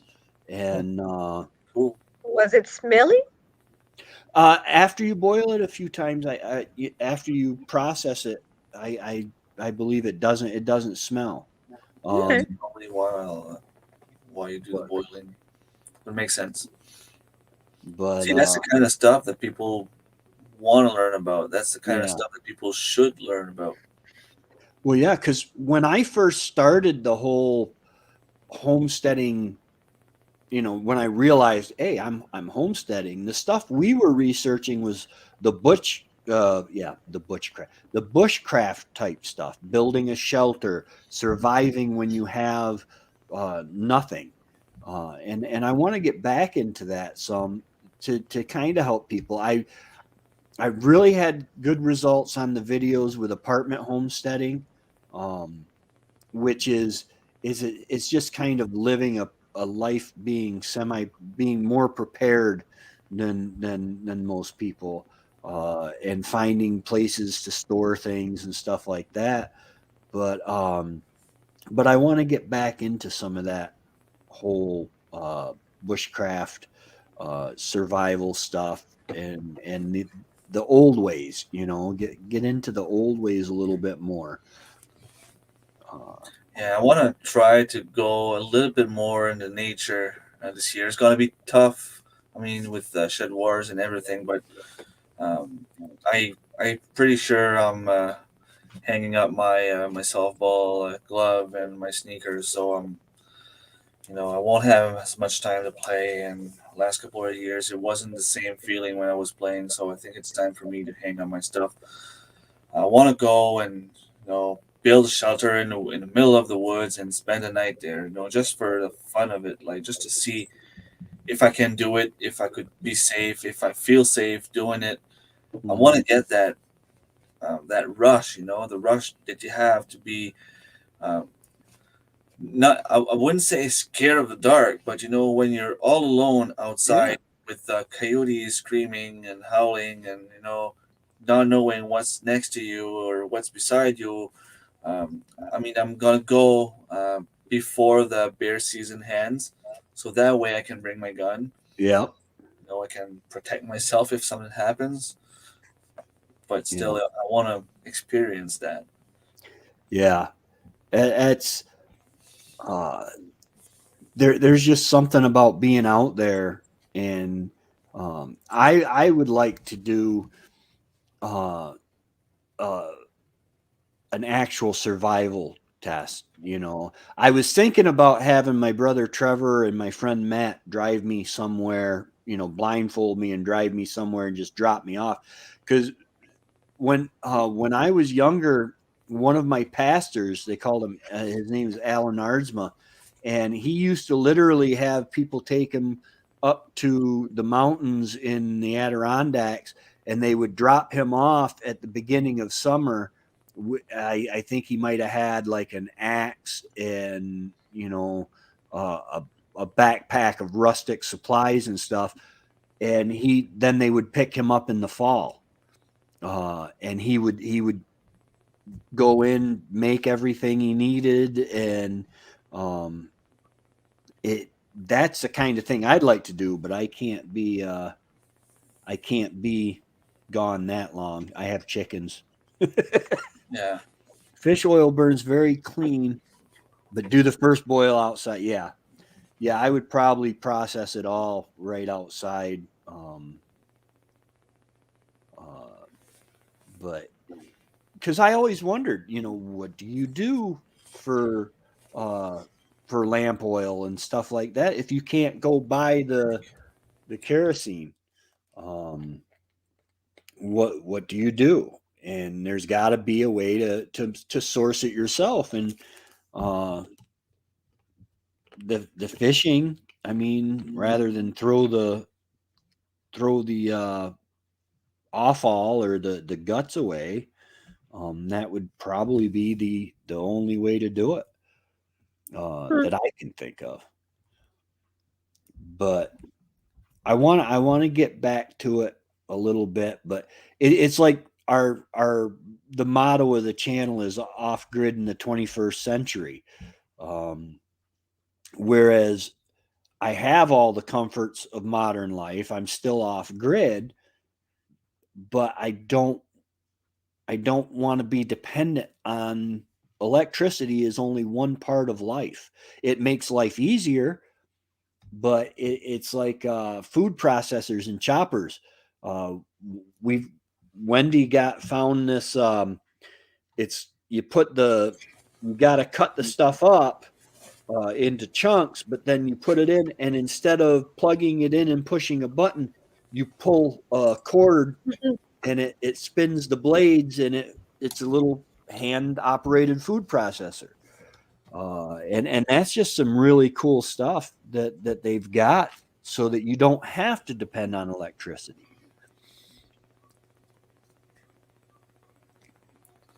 Oh, True.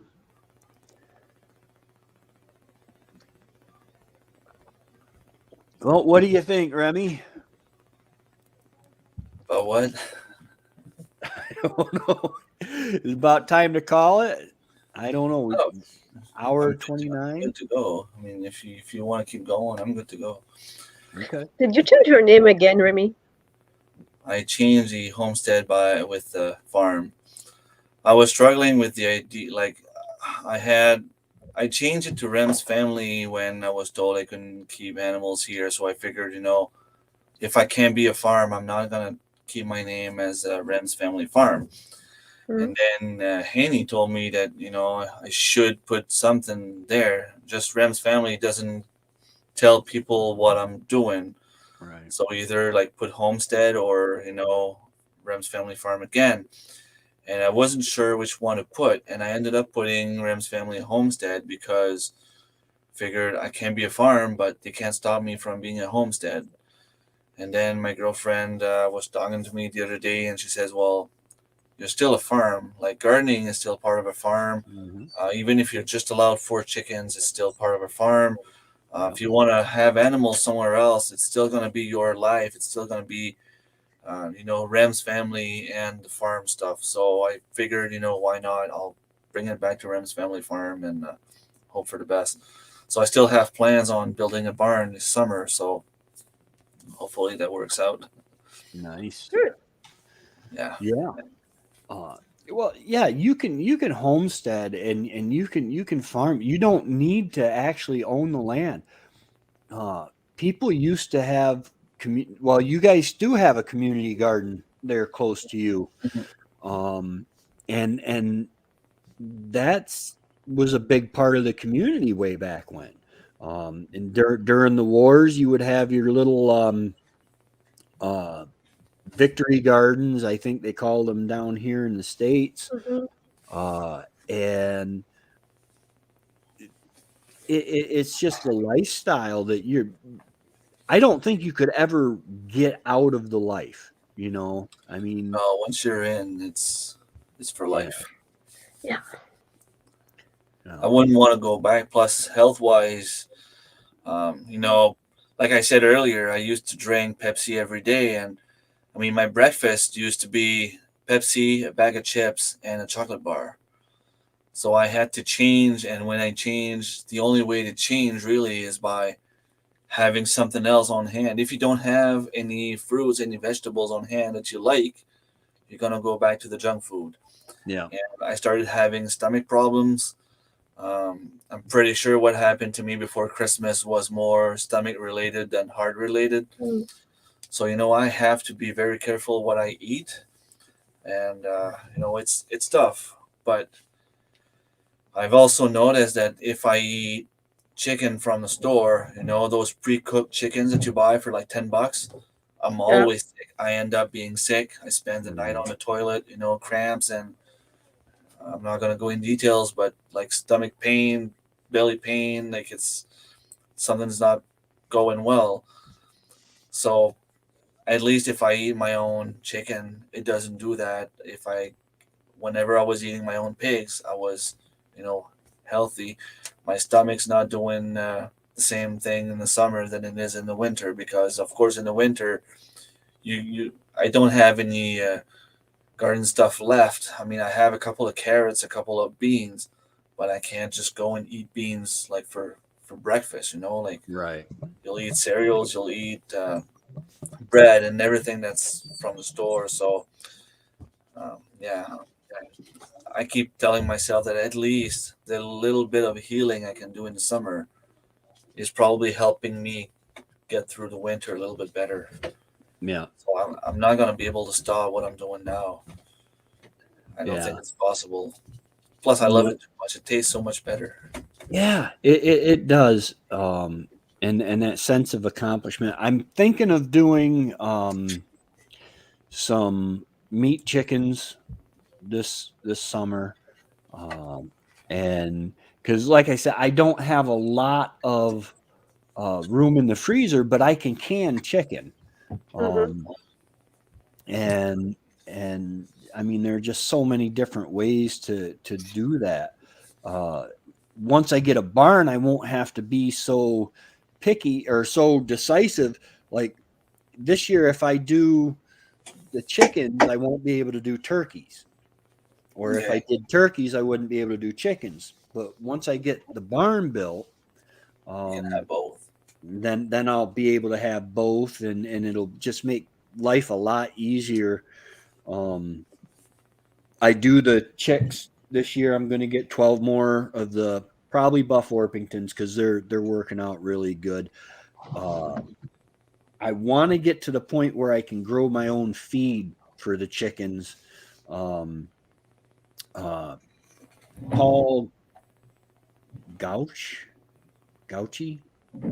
I don't know, that does the Back to Eden. He feeds his chickens right from he doesn't feed them grain.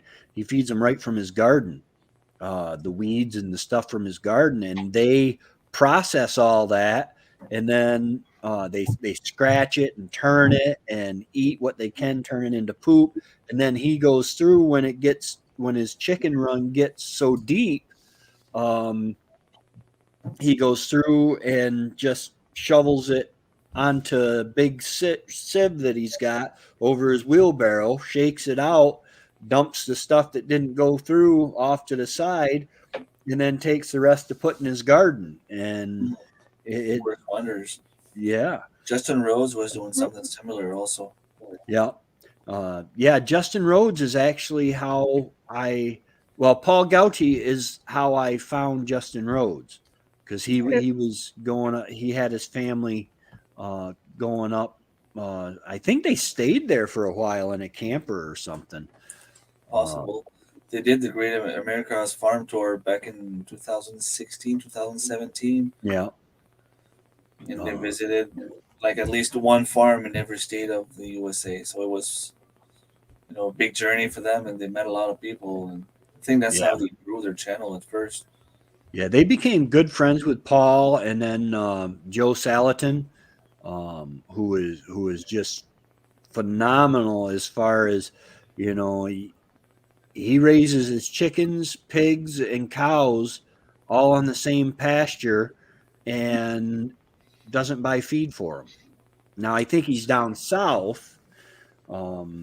See, I would have to do some kind of supplemental feed for the winter, but and I was watching a video the other day. I can't remember who it was, but they were buying hay and they were feeding it to their cows, and then they fed some to a smaller animal. I want to say rabbits. Hickory Croft. Was that Hickory Croft? Yeah. Yeah, they fed it to the sheep and cow maybe, and fed it to the rabbits afterward. And then the rabbits ended up dying. It had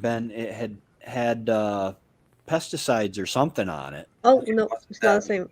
Oh, not the same? Okay. No. But they were really upset that they didn't know that it had that stuff. That stuff goes into the meat. Man, I wish I could remember who that was. Yeah, I think in England a few years back there was a problem with the compost bags they were buying. There were that pesticides in it, and the compost was killing the plants. Mm-hmm. Because it was like a cow compost, something like that, and the cow ate the pesticides in the grain, and the pesticides went in the poop. Wow. In the manure. It's crazy how that might have been it. Boy, did I get that off. Well, maybe you're right. You don't know. Well, yeah. It's crazy how that little one tiny, well, it's not a tiny detail, it's something big, but I mean, it went through so many different lines before it got to the plants, and it actually killed the plant. Yeah. Being less food on the table at the end because they put pesticides in the field. It's crazy. Yeah. Well, think about it. Agent Orange was for deforestation. And then they said, okay, we can't use this for the war ended. And they said, well, wait a minute, we have all this. And they started selling it for weed control. People would spray that. It would get in the ground, and it just went crazy. And the processing, the stuff that they put, I mean, I'm just reading reading in here. Yeah. I mean, the high fructose corn syrup, that is the second ingredient in this, and we know that's bad for you. um, Yeah, you can't stop yourself at this either, because everything yeah, we eat, it's all processed. And I mean, yeah, until we can be 100% self-sufficient, at least with the food, um, there's always going to be some chemicals going in our body, always, no matter what we yeah, do. Like you around here, yes, okay, we harvest the moose, but the moose that was eating in the cutting right there, that's been cut 25 years ago and still nothing grew. So why? They're yeah. spreading some stuff in the cutting. It's crazy. I tell my kids every time I pass in front of it, that was done when I was your age, and as you can see, we can still see the end of the cutting because there's no tree in there. It doesn't make sense. No. So imagine, and sometimes we went deer hunting a while back, and there was this big sign: "Do not walk. Pesticides were spread somewhere over there." But we're hunting deer here. Like, you allow people to Yeah. come and hunt deer right next to that cutting, even if we don't walk in there. You can't stop the deers from going there. So they're eating that stuff that you don't want us to even touch, and then we're gonna harvest a deer. So I mean, we ended up changing place, but Yeah, even now, I don't know if it's a marketing thing, but you have organic maple syrup. I yeah, mean, Yeah. maple are supposed to be organic no matter what. Right. should be. Uh, the weird thing is it's like you buy the name brands of syrup and artificial maple flavoring, and you're like, okay, well, this isn't syrup. This is just flavored sugar water, or Mhm. Yeah, and which that's something I need to. It's February. I need to get my taps and stuff if I'm gonna do that this year. Um, and start tapping some trees. I found when I was my rental property, the water froze up, and it's where we used to live in Port Lyden, and I ended up in the basement there, and I've got stacks 5 foot high of 5 gallon buckets and lids and everything. I'm like, man, I was about to ask Trevor for some more, but I've got plenty that'll get me through a maple season. I'm sure if I can get because if I can get a gallon or two of maple syrup, that would be very acceptable. that's gonna be a subject on some of my videos in the spring.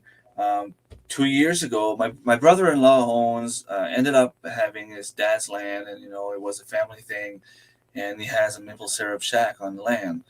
And 2 years ago, he's working west in Alberta, so he's not home.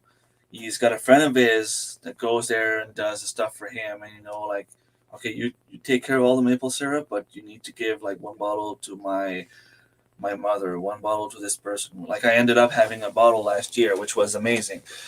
But he asked me if I wanted to go help, and I mean, of course, I said, I mean, I'll be happy to do it, especially if it's for a family member. Yeah. And his friend texted me sometime in February asking me if I could go help him shovel like the edge of the cabin so that the snow wouldn't just like crush everything. So I went there, and okay, I'm gonna come back and start doing the maple syrup soon. And then everything was stopped because of what. Mm-hmm. And I mean, especially at first, we didn't know what it was. Nobody knew what it was. So Yeah. we stayed home. I wasn't able to help him. And last year it was pretty much the same thing around here. But this year, I'm pretty sure the way things are going now, they won't stop us from doing anything, especially not outdoors. And I mean, I don't really care anymore if even if they try to stop us. I'm gonna go outside on my brother-in-law's Yeah. land. I mean, it's not like I'm inside and drinking beer with them in the same bottles. Right. So this year, and I spoke to him already, and he's fine with being in front of a camera and everything. And Nice. uh, so my plan is to show the process from start to finish, but from okay, we first need to go and put the buckets. This is how we put the buckets. This is how we drill holes. This is how we pick the buckets after. I'll have a couple of videos coming. Hopefully, that's the plan anyway. But plans Yeah. always tend to change.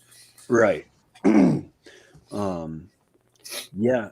I think it was maple syrup. I think I saw over $40 a gallon this last year. Was it? Wow, I know it makes was quite a sense. bit. It's getting more and more expensive. So Yeah. I believe it could be that expensive. Yeah, it was Um, not a good year last year. No, no, it It wasn't. was too hot too soon. I did a couple of trees on my dad's land. All I had were those like a gallon of water there. After I was done with the water, I would keep the plastic bottles, and I would just drill a little hole on the cap and put my little tubing inside. And I ended up, I had those mason jars of about 500 milliliters, and I think I ended up with 5 or 6. I'm not sure how many I ended up with because whenever I would put one in the fridge, the next morning it was gone. So I don't think I even had a chance to taste any of it. But I mean, it's good that the family is not wasting it, so I'm okay with it. It's just Right. I don't know how much I got.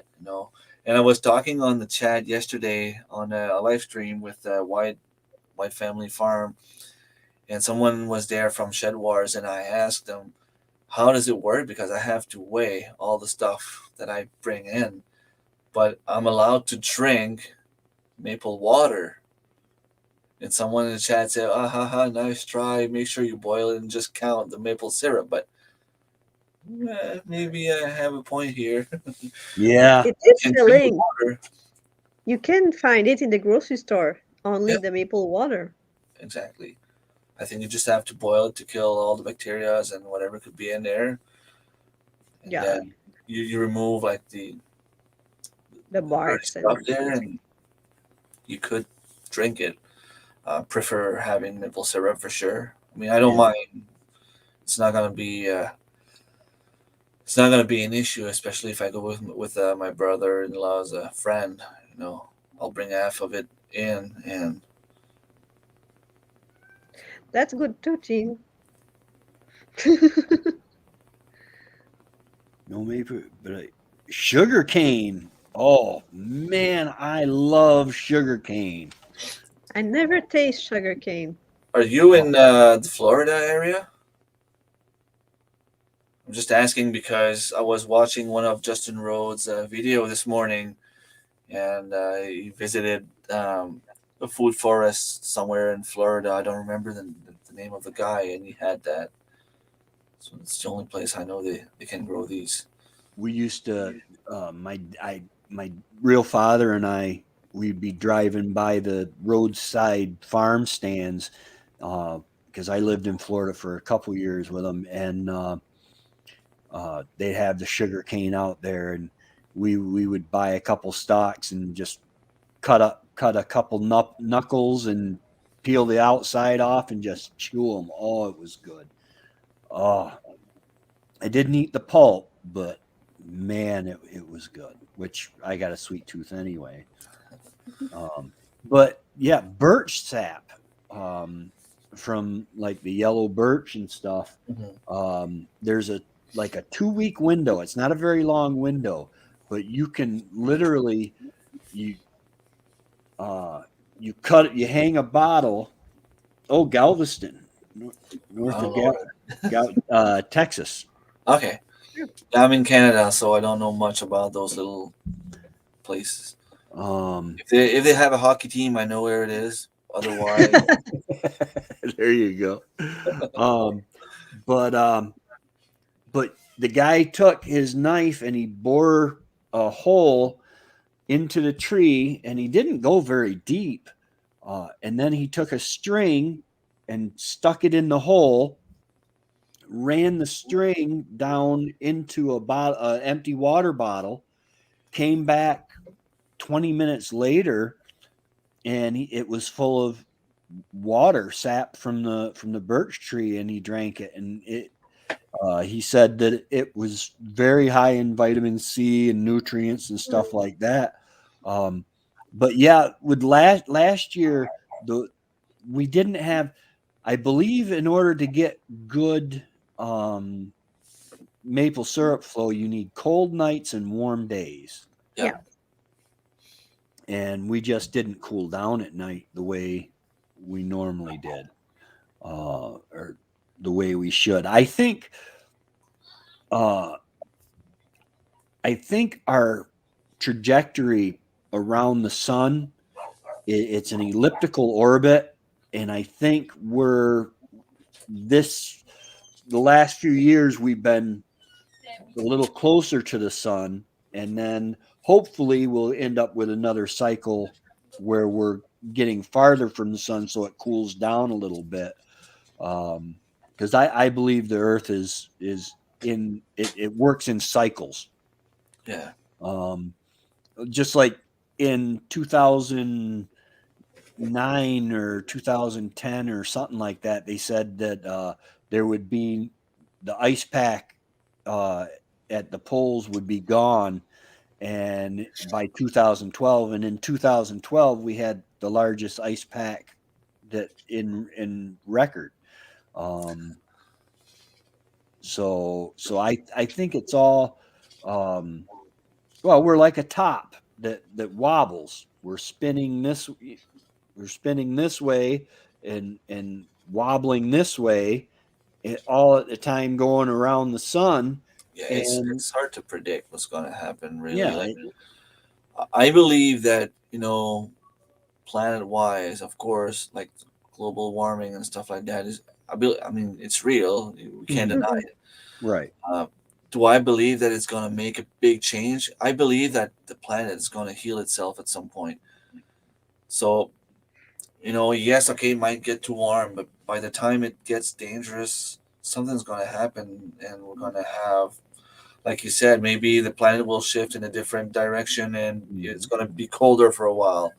So we might enter, like, not necessarily an ice age, but it's going to get colder A and cooler period. Get back to Trevor and I were talking about that earlier today. Lake effect snow, you had to have 2 to 4 feet before they call it lake effect snow, or even really a storm. They wouldn't cancel our school unless you had 3 or 4 feet of snow coming in. Now we've got 12 to 15 inches supposed to be coming in, and they canceled the school up north. And it's cyclic. But you talk to the old timers, and they'll tell you straight up, yeah, I remember going to school, and it was warm enough in January that I was wearing my low cut shoes instead of boots to school, walking to school. I feel like the cold is more concentrated now. Like in my area, sometimes we talk between friends and we keep remembering how back in September, back in the days when I was in school, we'd go to school and all those little water puddle, everything was frozen.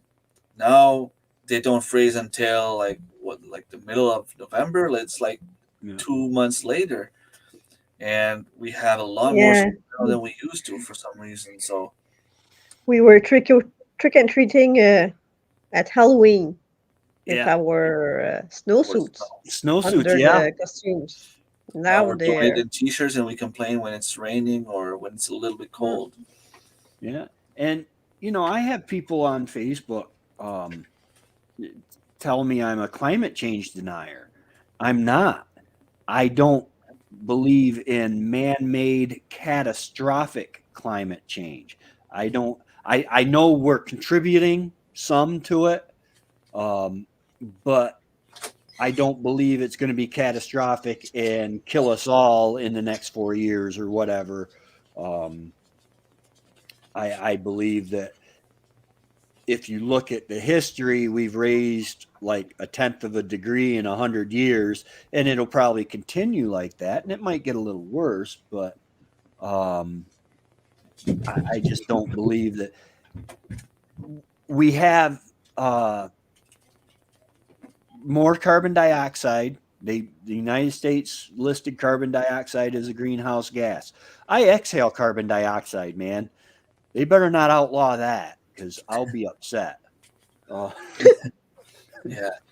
um, The most like what the main thing that I think might be doing the worst damage is the Amazonian forest that they're currently cutting more than they should.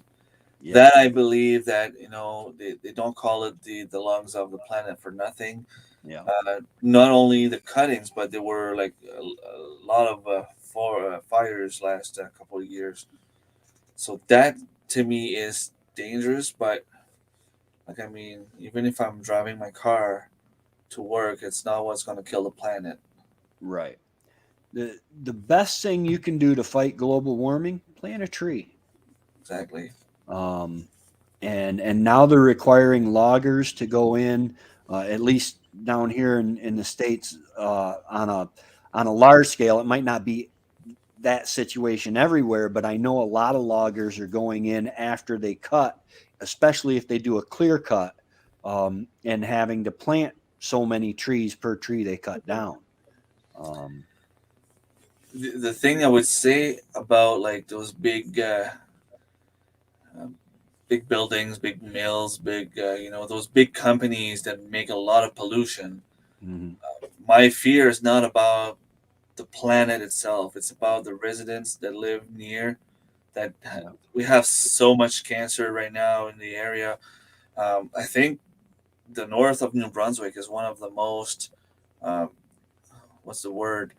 Like the amount of cancer per people is higher than anywhere else, almost in the yeah, world. So there's something that's causing that. I mean, okay, people are maybe a little bit more poor than other places, but there's something else. I mean, why yeah, is it that it's happening here?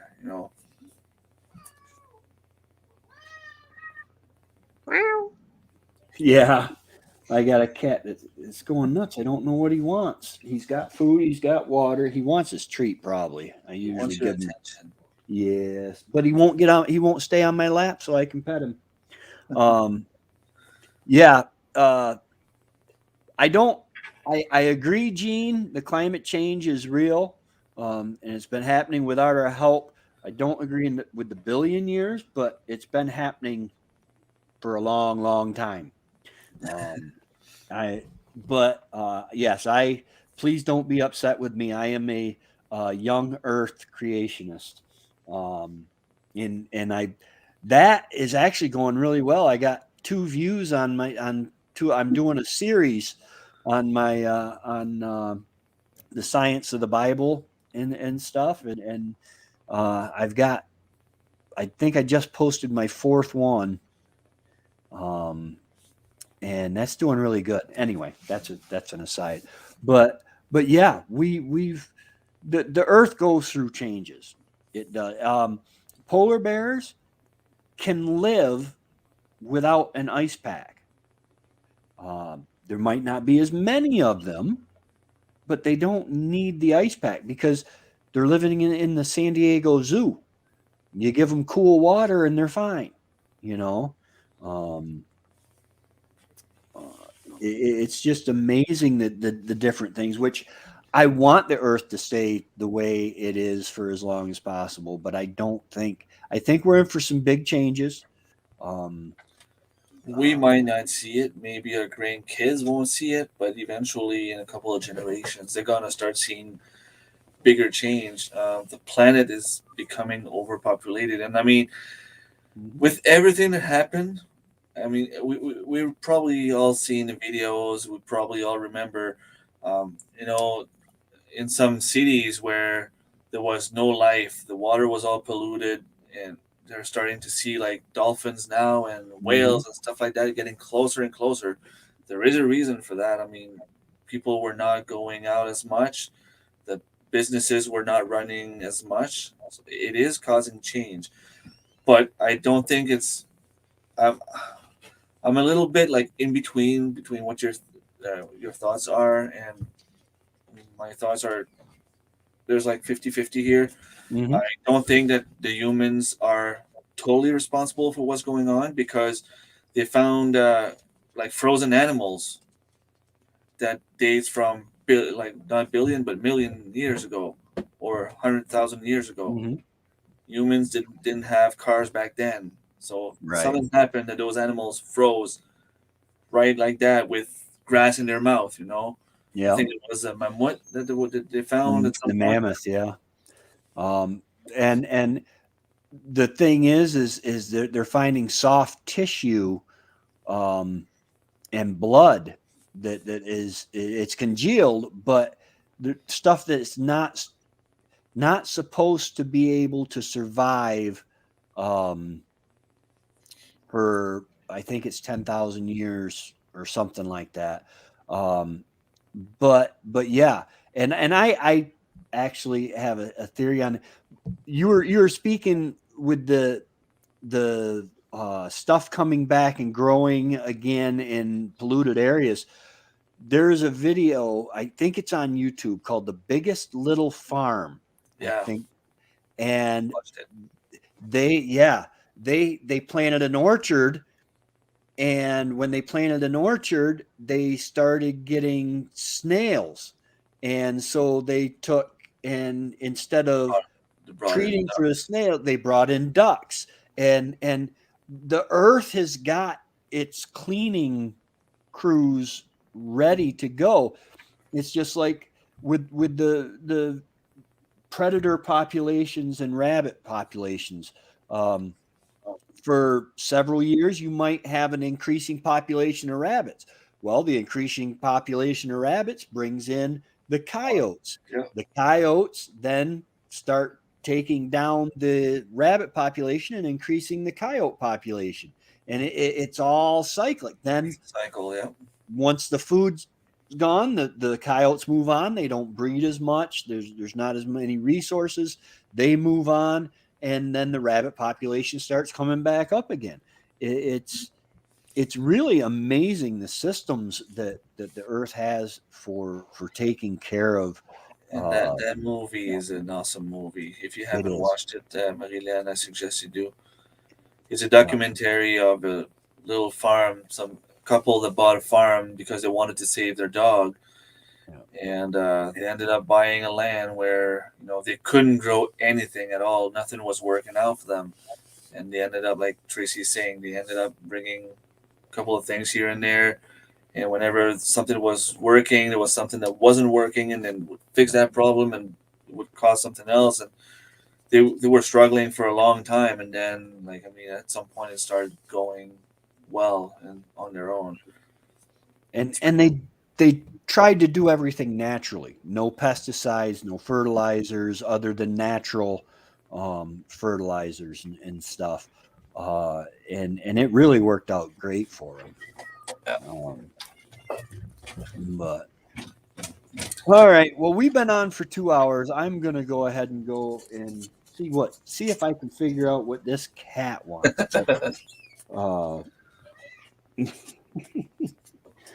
But Yeah, I need to finish editing my videos too. Yeah, I have one going on too, and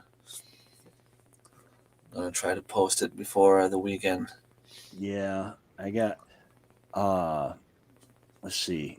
I think I'm set till I got Fridays coming out. I need to make Mondays. I gotta actually film Mondays, figure out what it's gonna be. I try to stay ahead, but somehow I just keep up. You can just go for a walk in the woods and film, Yeah, Yeah. everything around you. It's no always fun to sounds. see because we don't have the same environment around us. Yeah. It's probably similar, but not exactly the same. So Right. put on some snowshoes and go put some snares or whatever. Yeah. Spot your maple trees. Yeah. Yeah. Yeah. I've got hard and soft maple. And hopefully because that'll be soon for us. I don't know when you guys start tapping, but I think it's in February that they tap It's around Uh-huh. March, mid-March here, I think. End of March, even in April. I've done until the beginning of May last year. Yeah. But all right, guys. Well, thank you so much for coming on tonight. I had a blast. We're gonna have to do this again. Oh yeah. Just because, Thank you to receiving us. Yeah, yeah, that's inviting us. I love it because when I'm gonna be alone on the thing, there's no back and forth sharing of ideas leading into other subjects and stuff. So I make out a little outline. Well, I'm glad Good that night. you like it, Right. Gene. I really am. All right. So we will talk to y'all later. And thanks again, guys, for being here. And y'all have a great day and God bless.